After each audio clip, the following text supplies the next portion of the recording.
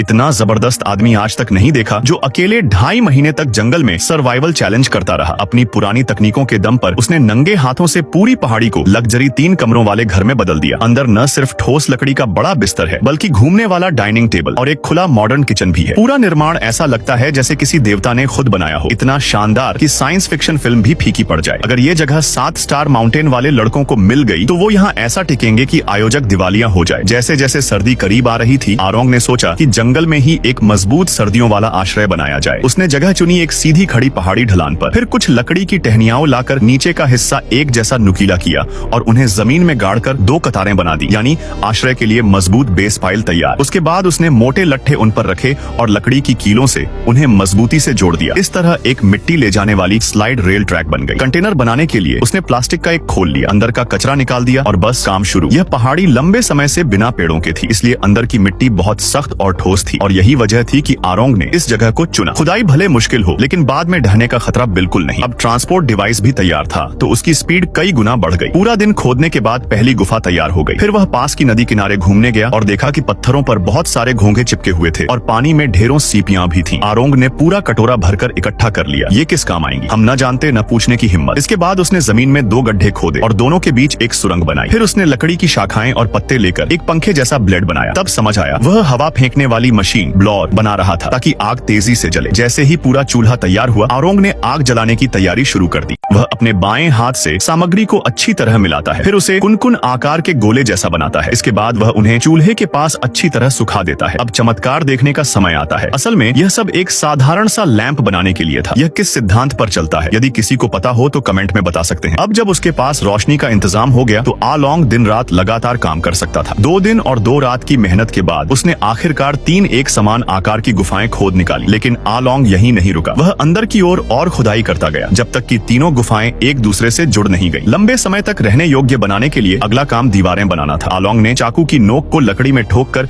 उसे एक स्क्रेपर बना लिया ताकि लकड़ी की छाल को आसानी से उतारा जा सके। उसने लकड़ी के डंडों को जमीन में गाड़कर इन्हें सपोर्ट बनाया ताकि लकड़ी को काटते समय वह घूमे नहीं। नाप के मुताबिक उसने कई नुकीले सिरों वाली गोल लकड़ियां तैयार की। इनसे शरण स्थल के खंभे बनाए गए और ऊपर की ओर इन्हें खास जोड़ से मजबूती से जोड़ा गया ताकि हर हिस्सा एक दूसरे में अच्छी तरह फिट हो जाए। दीवारों के लिए लकड़ी को एक रेखा कट में तैयार किया गया जिससे वह खंभों में कसकर फिट हो जाए और पूरा ढांचा मजबूत बने। जब तीनों दीवारें तैयार हो गईं, तो ऊपर मोटी लकड़ियां बिछा दी गई ताकि मिट्टी और नमी ऊपर से अंदर न आए। इसके बाद वह कुछ पत्थर इकट्ठा करता है और मिट्टी को जोड़ने वाले मिश्रण के रूप में उपयोग करता है ताकि छोटे घर के लिए पत्थर की दीवार बनाई जा सके। अजीब अजीब आकार वाले पत्थर भी आलोंग की कुशलता से एकदम सीधी और मजबूत संरचना में बदल जाते हैं। उसकी पत्थर लगाने की तकनीक ऐसी है कि कोई भी कारीगर देखकर तारीफ कर दे। पत्थर की दीवार पूरी होने के बाद अंदर एक परत पत्थर की स्लैब भी बिछाई जाती है जिससे जगह साफ सुथरी और व्यवस्थित दिखने लगे। अब उसका बेडरूम पूरी तरह तैयार है, बस इसमें फर्नीचर रखना बाकी है। दीवार बनाने के बाद बची हुई लकड़ी का उपयोग करते हुए आलोंग ने लकड़ी के सिरों पर जोड़ काटे और खास जोड़ तकनीक से एक मजबूत खाट बिस्तर फ्रेम तैयार किया। बिस्तर के तख्ते बनाने के लिए उसने लकड़ी को आधा चीरकर सपाट तख्ते बनाए और इस तरह तैयार हुआ उसका सुंदर बिस्तर।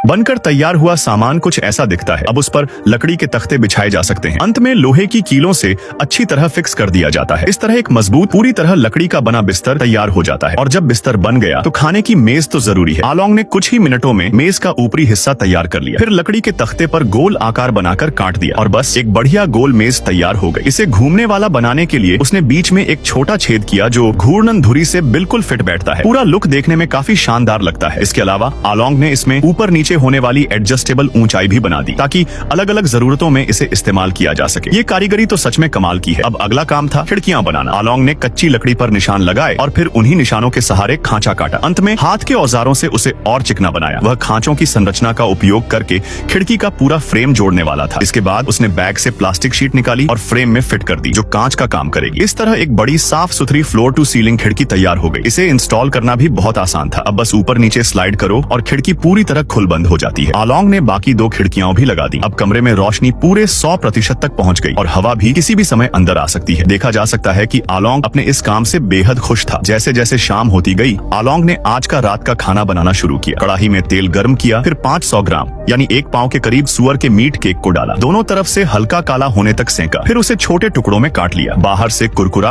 और अंदर से नरम, इतनी अच्छी खुशबू कि उसका कुत्ता भी खुद को रोक नहीं पा रहा था। लगातार आधा महीना मेहनत करने के बाद आलोंग आखिरकार आखिरकार अपने बनाए शेल्टर में बैठकर यह स्वादिष्ट जंगल का खाना खा पाया। आगे अभी 2 कमरे और तैयार करने हैं, इसलिए आलोंग जल्दी ही अपने नए बने बिस्तर पर लेट गया।